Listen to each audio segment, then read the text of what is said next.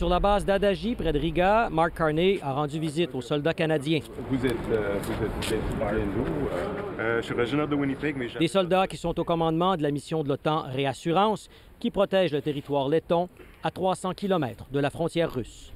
Ce base-ci est un pilier de service de la coopération et de la sécurité, dans un monde qui est à nouveau confronté à des puissances militaires.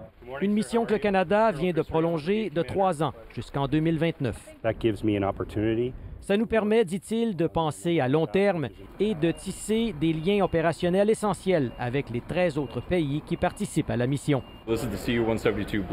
Les soldats rencontrés sont fiers de leur contribution à Lettonie, mais ils ont besoin de plus d'équipement. Présentement, les Canadiens ici ont 4 drones. Ils en auraient besoin du double pour bien faire leur travail. Et les blindés qu'ils utilisent sont des léopards allemands qui datent des années 80. Certaines pièces de remplacement ne sont tout simplement plus disponibles. Le ministre de la Défense, David McGuinty, demande aux troupes d'être patientes. Attendez parce qu'on s'en vient et on s'en vient vite.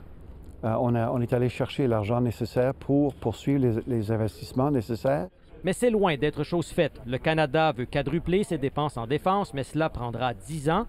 Donc, pour encourager les troupes, Mark Carney leur rappelle qu'il vient tout juste de leur verser une augmentation de salaire. En temps de crise, quand les gens voient une foule d'Arabes sur un uniforme, ils voient de l'espoir. Et votre salaire doit refléter le poids de vos responsabilités.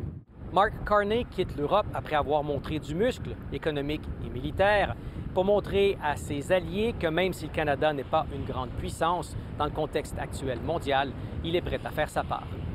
Ici Christian Noël, Radio-Canada, sur la base d'Adagi, près de Riga, en Lettonie.